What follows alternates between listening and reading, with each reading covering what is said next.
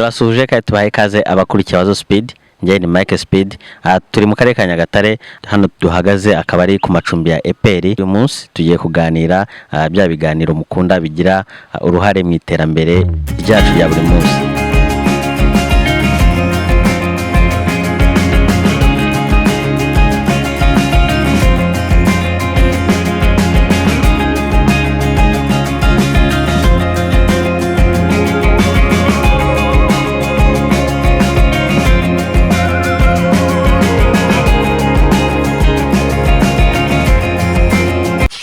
ntago biri proportional, sinzi uko navuga, ntago bingana neza kuko ubundi iyo wihutishije umurimo umusaruro bitanga ntago wagereranywa n'ukuntu bitanga umusaruro munini.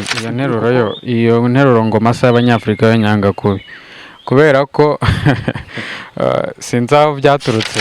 Umwana avuga ngo na masa y'Abanyafrika, none yakumva ko yavukiye muri Afrika, ati nanjye no mujyo ngomba kugenderamo.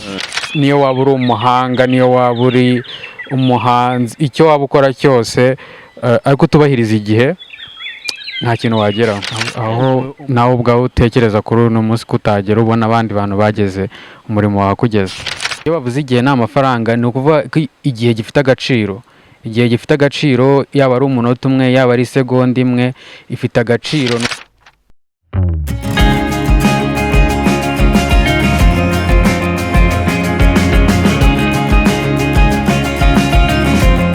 Abakurikiye Wazo Speed, abari mu Rwanda, abari muri Afrika, abari hakurya y'amazi, mwese tubahaye ikaze kandi turabashimira ko mugomeza gukurikira ibiganiro bya Wazo Speed.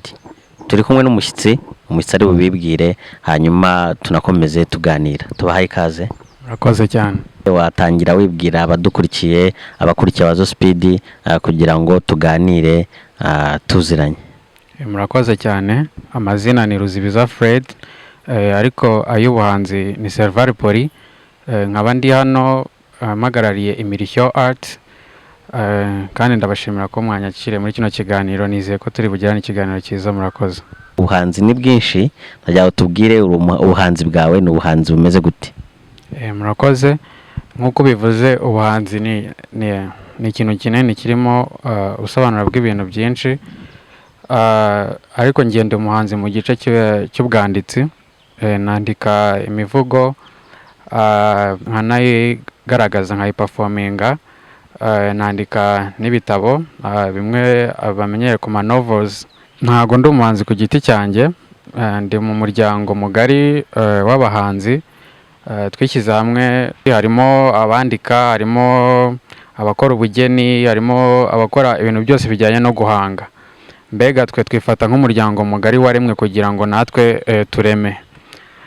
Iryo tsinda rero rikaba ryitwa Imirishyo Art, nanjye niryo mperereyemo, nifatanya n'abandi, ntago mbikora ku giti cyane. Murakoze. Rero Wazo Speed ikora ibiganiro ko byibanda cyane cyane ku murimo. Nagira ngo numve uruhare rw'Imirishyo Art. Muvuze ko murema inyuguti, murema ibiti. Najya mutubwire se ku bijyanye n'umurimo, hari imirimo mishya murema, hari abo muha akazi, hari abo mwigisha bakabasha kwihangira imirimo. Ku kijyanye n'umurimo, nagira ngo utubwire uruhare Imirishyo Art igira mu kumenya agaciro k'umurimo. Umurimo ni ikintu gifatiye mbere mu bikorwa byacu bya buri munsi, kuko urumva nyine ibyo bintu dukora bitandukanye bitanga imirimo kuri twe babikora, ba nyirabyo, ariko n'abandi babyifuza, nk'abantu bashaka kwiga gutangira gukora bushyashya, bafite biyumvamo impano ariko batazi aho bahera. Turafashanya muri rusange rero bikarema imirimo, kuko nk'umuntu umaze kwiga nk'icyo kintu nawe ashobora kujya kugikora ku ruhande, akaba yavanamo amafaranga amufasha mu kuba mu buzima muri rusange. Urumva agahanga umurimo. Urumva rero umurimo ni ikintu cy'ingenzi mu Mirishyo Art. Murakoze cyane. Imirimo ni ikintu cy'ingenzi mu Mirishyo Art, ndetse si mu Mirishyo Art ahubwo ni ingenzi ku isi yose. Ni nayo mpamvu dushishikariza abantu, twigisha abantu kugira ngo bamenye agaciro k'umurimo. Hanyuma umurimo ujyana n'umusaruro. Mu Mirishyo Art hari abantu batangiye kubonamo amafaranga, hari abantu se bitunze, abantu bafitemo akazi. Murakoze. Imirishyo Art ni umuryango watangiye muri 2019 mu kwezi kwa 12. urumva tumaze imyaka hafi nabyita ko ari 2 dukora. urumva turi kuzamuka kugeza ubu dufite abantu babarizwa muri iryo tsinda n'abantu bagera mu 10, kandi usibye ko harimo n'abakiri abanyeshuri, ariko ubundi natwe biradutunze. ibintu dukora, ibikorwa byacu dushyira hanze tubikuramo umusaruro, biradufasha. nitwe ba mbere, ariko natwe twaba duteganya ko mu myaka iri imbere n'abandi bari ku ruhande, mbega cyazaba ikintu gifasha abantu, umuryango mugari nyarwanda turimo, bitazagarukira kuri abo bantu gusa. Urakoze cyane Fred kudusobanurira neza ku kijyanye n'umurimo ndetse n'uburyo Imirishyo Art igerageza gufasha abantu kwihangira imirimo. None nagira ngo mbabaze, ese igihe, ikintu bita igihe cyo mugikoresha gute cyangwa se mukijyana gute muri ubwo bugeni bwanyu mukora? Igihe mu Mirishyo ni ikintu duha agaciro kanini, kuko ibintu dukora ntabwo twe tubyikorera, ni ibintu dusangiza abandi, dushyira ku isoko, abantu baza bakagura. Rero umuntu ashobora kuguha komande y'ikintu yifuza ko umukorera, kandi akaguha n'igihe ugomba kubikora, akakubwira ikintu uragishaka. Niyo mpamvu rero ntabwo dukora nk'umuntu umwe, kugira ngo ucyubahirize bisaba gushyiramo imbaraga n'umwete. Rero gukora turi abantu benshi nabyo biradufasha kugira ngo twubahirize icyo gihe cy'umuntu komande yisohokeraho. Ibikorwa byacu byose nk'uko twabisezeranyije abantu, kuko ntabwo twe twikorera, abo tubikorera, kugira ngo bibagerereho igihe. Ni ikintu duha agaciro kandi dushyiramo imbaraga. Rero ntekereza ko ni imwe mu nkingi twubakiyeho mu bintu dukora. Hari n'umugani uvuga ngo time is money.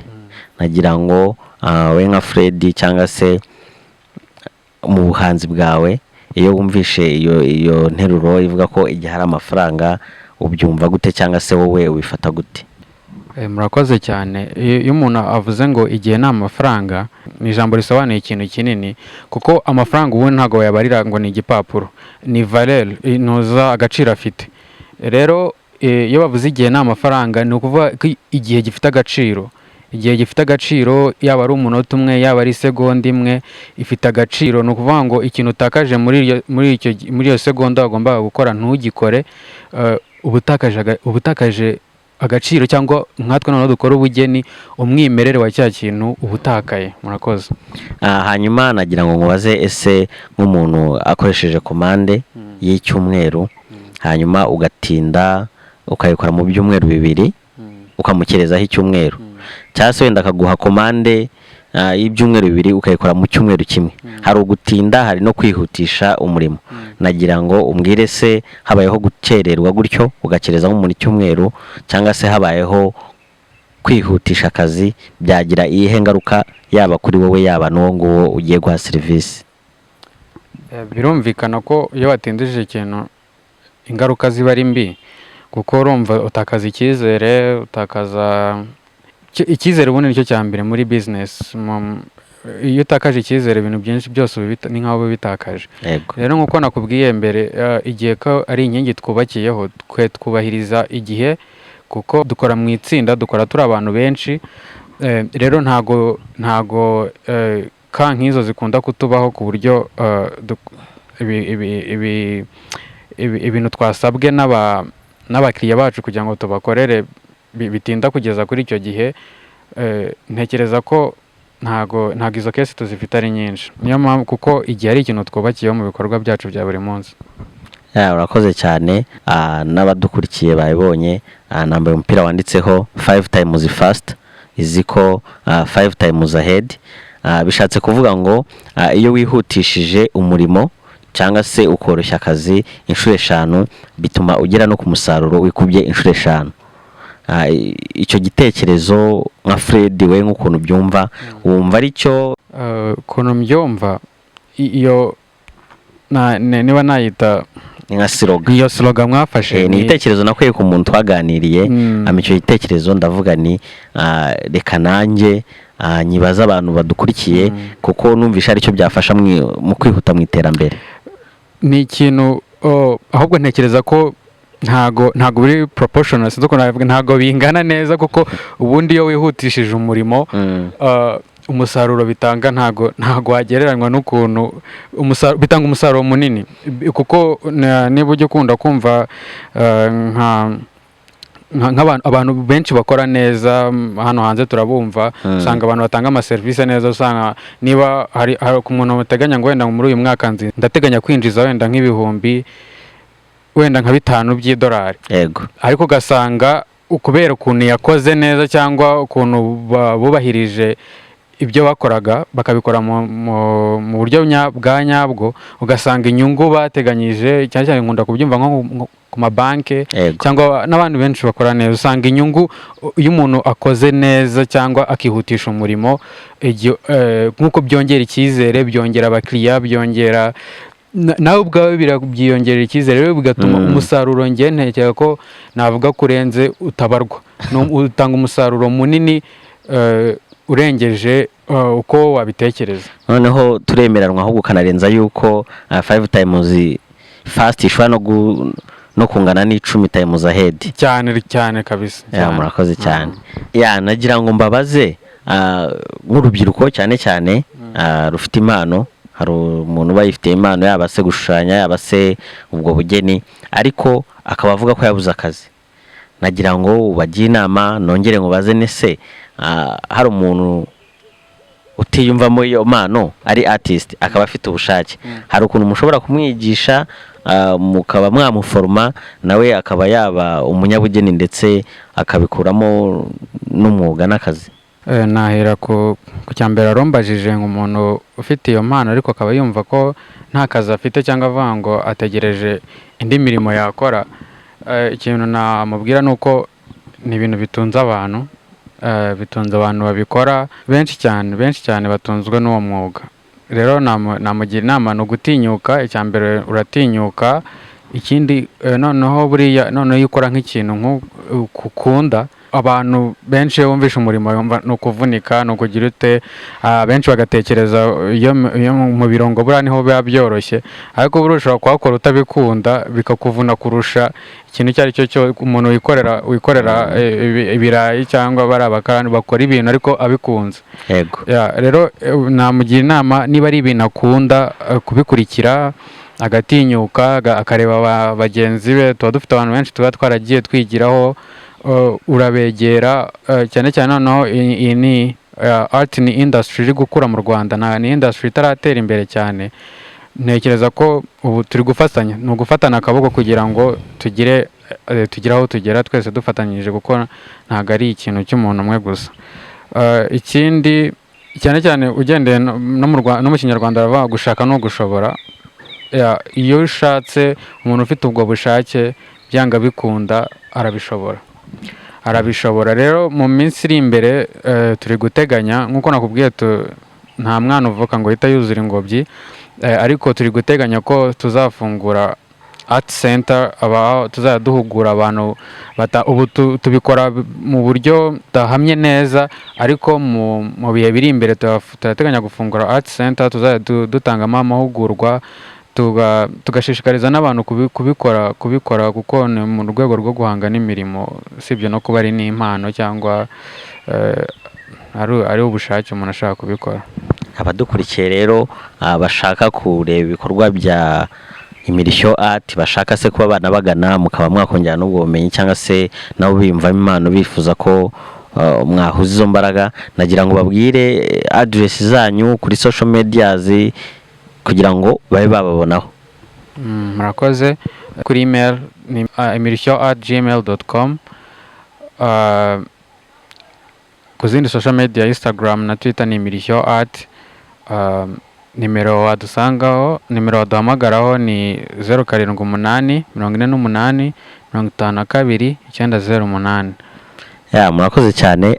Turimo gusoza turagira ngo ugire inama urubyiruko cyane cyangwa se n'abandi, hari abifitemo impano ariko bakumva yuko impano atari umurimo, cyangwa se bafite n'ibindi bumva bagakoze ariko bakaba batabifata nk'umurimo, mbese abantu basuzugura umurimo. Murakoze.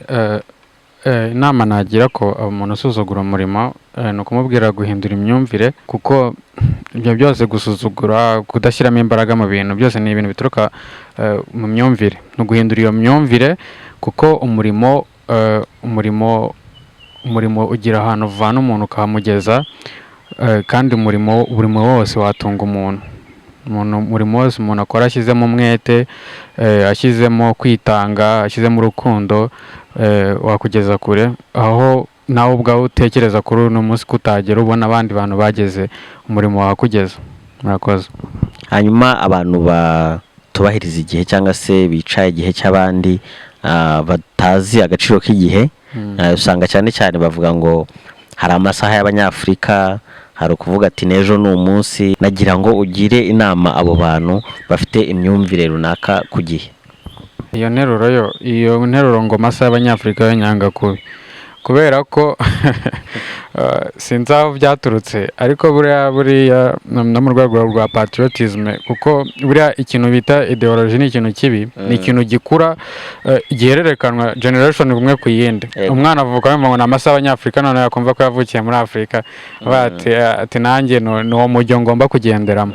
Ariko buriya ntabwo ari ikintu cyiza, kuko nkuko nakubwiye, ibintu byose wakora, niyo waba uri umuhanga, niyo waba uri umuhanzi, icyo waba ukora cyose, ariko utubahiriza igihe nta kintu wageraho. Igihe ni ikintu, ni umusingi wa buri kintu, buri kintu cyose kuri ino si kihagazeho. Ikintu cyose kigenwa n'igihe. Igihe cyose utubahiriza igihe cyose ufite ayo mateorema atandukanye wishyiramo mu mutwe cyangwa wabwiwe, nakugira inama mu by'ukuri kubihindura, kuko igihe ni ikintu ukwiye gufata mbere y'uko utangira gutekereza gukora plan y'ibintu byose, ukabanza ugashyira no muri abantu biga ibintu by'ubucuruzi barabibigisha, ko ikintu cyose kigira time bound, kigira igihe ngenerwa. Business yose wapanga, igikorwa cyose wapanga, ushyiraho igihe. Rero igihe ni ikintu cyo kubahwa cyane, nabyo ni byose bituruka mu myumvire. Iyo myumvire tuba twaragiye duhabwa n'abantu batandukanye cyangwa bihererekanwa, ntabwo ari ikintu cyiza. Igihe kigomba kuba umusingi wa buri kimwe cyose dukora. Murakoze. Hanyuma igihe rero ubishimangiye cyane ko iyo myumvire igomba guhinduka. Ndakubaza, ni se iyo myumvire iramutse idahindutse, abantu bakagomeza ubwite duhe saa moya kongeraho nawe indi saha, yenda avuga ngo ni y'Abanyafurika, wowe uhanye nawe gahunda yongeraho isaha, icyo wagakoze ugikora ejo, ibyo ngibyo bifite izihe mbogamizi mu iterambere ryacu? Icya mbere ni ubukene, kuko igihe cyose wishe igihe cy'umuntu, ibyo wamukoreye ashobora kutabitwara, yarambiwe cyangwa yakoresheje ku wundi, cyangwa mbega muri rusange kwica igihe cy'umuntu cyangwa cy'ikintu ukora, icya mbere cyo ni uko uri kwikururira ubukene. Ikindi cya kabiri, nk'uko nabivugaga, ikintu bita icyizere, abantu bagutakariza icyizere ku buryo nta muntu ushobora kukwizera ngo umukorere ikintu runaka. Ikindi bigutesha agaciro, utakaza buri kintu icyo ari cyo cyose umuntu yagakwiye muri mode ya business. Utakaza buri icyizere, utakaza agaciro, ibyo byose ni ibigushyira mu bukene. Rero ni ikintu cyo kubahirizwa cyane. Turagushimiye cyane. Tujya tugira akabazo tubaza umushyitsi wadusuye. Hano turi ni mu karere ka Nyagatare. Nagira ngo nkubaze, ese umuyobozi w'akarere ka Nyagatare yitwa nde? Murakoze. Umuyobozi w'akarere ka Nyagatare yitwa Mushabe Claudian. Urakoze cyane. Hari abantu usanga tujya tuganira ariko ugasanga umuyobozi wabo ntabwo bamuzi, kandi ibyo ni ibintu by'ingenzi cyane kumenya aho uri, ibihakorerwa. Rero abadukurikiye turabashimiye, ndetse namwe turabashimiye kuba mwabanye natwe. Natwe turabashimiye kuba mwatwakiriye kuri Wazo Speed.